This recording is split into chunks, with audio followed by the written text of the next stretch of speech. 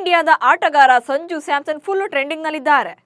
ಅದಕ್ಕೆ ಒಂದು ಕಾರಣ ಇಂಗ್ಲೆಂಡ್ ವಿರುದ್ಧದ T20 ಸರಣಿಯಲ್ಲಿ ಓಪನರ್ ಆಗಿ ಆಡ್ತಿರೋದು. ಮತ್ತೊಂದು ಕಾರಣ ಅವರ ತಂದೆಯವರು ನೀಡ್ತೇ ಇರುವಂಥ ಸ್ಫೋಟಕ ಹೇಳಿಕೆಗಳು. Kerala association, Vijay Hazare trophy, champions trophy ಹೀಗೆ ಒಂದಕ್ಕೊಂದು ಲಿಂಕ್ ಮಾಡಿ ಸಂಜು ಫ್ಯೂಚರ್ ಬಗ್ಗೆ ಶಾಕಿಂಗ್ ವಿಚಾರಗಳು ಹೊರಬರ್ತಾ ಇವೆ. ಇದರ ನಡುವೆ ರಾಹುಲ್ ದ್ರಾವಿಡ್ ಅವರ ಹೆಸರು ತಳುಕು ಹಾಕಿಕೊಂಡಿದೆ. ಅಸೂಯೆಯ ಚರ್ಚೆ ಜೋರಾಗಿದೆ. ಅಷ್ಟಕ್ಕೂ ಸಂಜು ಸ್ಯಾಮ್ಸನ್ ಕ್ರಿಕೆಟ್ ಕರಿಯರ್ನಲ್ಲಿ ಏನೆಲ್ಲ ಆಗ್ತಿದೆ ಅನ್ನೋದನ್ನ ಹೇಳ್ತೇನೆ. ನಾನು ಶಾಂತ, ನ್ಯೂಸ್ ಉದಯಾನದ ಸಬ್ಸ್ಕ್ರೈಬರ್ ಆಗೋದಕ್ಕೆ ಮರಿಬೇಡಿ. T20 ಫಾರ್ಮ್ಯಾಟ್ನ ಸ್ಫೋಟಕ ಬ್ಯಾಟ್ಸ್ಮನ್ ಸಂಜು ಸ್ಯಾಮ್ಸನ್ ಸದ್ಯ ಇಂಗ್ಲೆಂಡ್ ವಿರುದ್ಧದ T20 ಸೀರೀಸ್ನಲ್ಲಿ ಆಡ್ತಿದ್ದಾರೆ. ಆದರೆ ಸಂಜು ಮತ್ತು ಕೇರಳ ಕ್ರಿಕೆಟ್ ಅಸೋಸಿಯೇಷನ್ ನಡುವಿನ ಕೋಲ್ಡ್ ವಾರ್ ಮುಗಿಯೋ ಲಕ್ಷಣಗಳೇ ಕಾಣ್ತಾ ಇಲ್ಲ. ಸಂಜು ಅವರ ತಂದೆ ವಿಶ್ವನಾಥ್ ಅವರು ದಿನಕ್ಕೊಂದು ಸ್ಫೋಟಕ ಸೀಕ್ರೆಟ್ಗಳನ್ನು ಬಿಚ್ಚಿಡ್ತಿದ್ದಾರೆ. ಕೇರಳ ಕ್ರಿಕೆಟ್ ಅಸೋಸಿಯೇಷನ್ ತನ್ನ ಮಗನನ್ನ ನಡೆಸಿಕೊಂಡ ಬಗ್ಗೆ ಕಿಡಿಕಾರಿದ್ದಾರೆ. KCA ಅಧಿಕಾರಿಗಳ ಅಸೂಯೆಯಿಂದಾಗಿಯೇ ತನ್ನ ಮಗನ ಕ್ರಿಕೆಟ್ ಕರಿಯರ್ಗೆ ತೊಂದರೆಯಾಯಿತು ಎಂದಿದ್ದಾರೆ.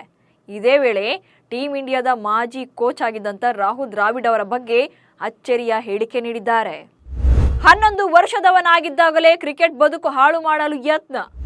ಸಂಜು ಸ್ಯಾಮ್ಸನ್ 11 ವರ್ಷದವನಿದ್ದಾಗಲೇ ಅವನನ್ನು ಟಾರ್ಗೆಟ್ ಮಾಡಲಾಗಿತ್ತು. ಕೇರಳ ಕ್ರಿಕೆಟ್ ಅಸೋಸಿಯೇಷನ್ ಆತನ ಕ್ರಿಕೆಟ್ ಬದುಕನ್ನೇ ಹಾಳು ಮಾಡೋಕೆ ಪ್ರಯತ್ನವನ್ನು ಕೂಡ ಪಟ್ಟಿತ್ತು. ಆದರೆ ರಾಹುಲ್ ದ್ರಾವಿಡ್ ಅವರು ಮಧ್ಯ ಪ್ರವೇಶಿಸಿ ಎಲ್ಲವನ್ನು ಕೂಡ ತಿಳಿಗೊಳಿಸಿದ್ರು ಅಂತ ಅವರ ತಂದೆ ವಿಶ್ವನಾಥ್ ಹೇಳಿಕೆ ನೀಡಿದ್ದಾರೆ. ಸಂದರ್ಶನವೊಂದರಲ್ಲಿ ಮಾತನಾಡಿರುವಂಥ ವಿಶ್ವನಾಥ್ ಅವರು KCA ನನ್ನ ಮಗನನ್ನು ನಿರ್ಲಕ್ಷ್ಯ ಮಾಡಿದ್ದು ಅಷ್ಟೇ ಅಲ್ಲ, ಆತನ ಭವಿಷ್ಯಕ್ಕೆ ಕೊಳ್ಳಿ ಇಡೋಕೆ ಯತ್ನಿಸಿತ್ತು. ಆ ಸಂದರ್ಭದಲ್ಲಿ ರಾಹುಲ್ ದ್ರಾವಿಡ್ ಅವರು ಮಧ್ಯಪ್ರವೇಶಿಸಿದ್ರು. ಸಂಜು ಇವತ್ತು ಈ ಮಟ್ಟಕ್ಕೆ ತಲುಪೋಕೆ ಅವರೇ ಕಾರಣ. ಸಂಜು ಯಾವತ್ತಿಗೂ ಕೂಡ ದ್ರಾವಿಡ್ ಅವರಿಗೆ ಋಣಿಯಾಗಿರ್ತಾನೆ. ನಮಗೆ ಉಪಕಾರ ಮಾಡಿದವರನ್ನ ಹಾಗೆ ಔದಾರ್ಯ ತೋರಿಸಿದವರನ್ನ ನಾವು ಯಾವತ್ತೂ ಕೂಡ ಮರೆಯೋಲ್ಲ ಎಂದಿದ್ದಾರೆ.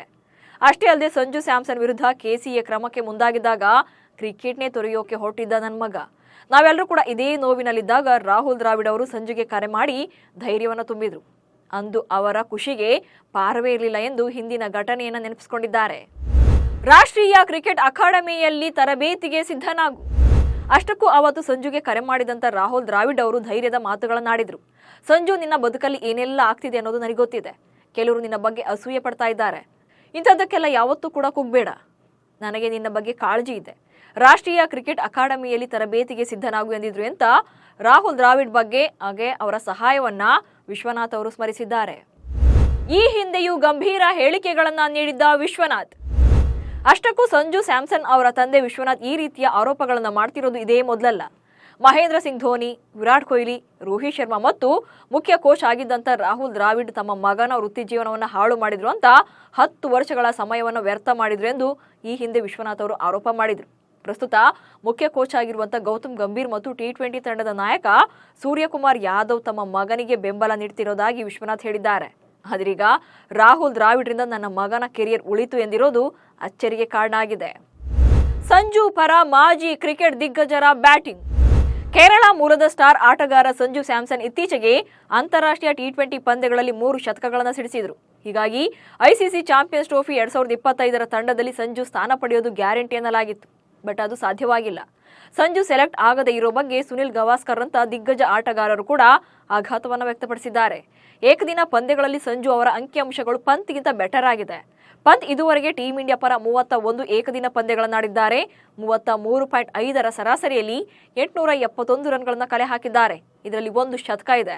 ಮತ್ತೊಂದು ಕಡೆ ಸಂಜು ಅವರು 16 ಏಕದಿನ ಪಂದ್ಯಗಳಲ್ಲಿ 56.66ರ ಸರಾಸರಿಯಲ್ಲಿ 1 ಶತಕ ಮತ್ತು 3 ಅರ್ಧ ಶತಕಗಳ ಸಹಾಯದಿಂದ ರನ್ಗಳನ್ನು ಕಲೆ ಹಾಕಿದ್ದಾರೆ.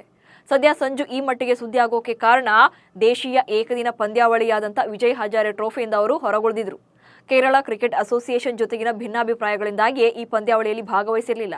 3 ದಿನಗಳ ತರಬೇತಿ ಶಿಬಿರಕ್ಕೂ ಕೂಡ ಹಾಜರಾಗದ ಕಾರಣಕ್ಕೆ KCA ಅಧಿಕಾರಿಗಳು ಸಂಜು ಅವರನ್ನ ತಂಡಕ್ಕೆ ಆಯ್ಕೆ ಮಾಡಿರಲಿಲ್ಲ.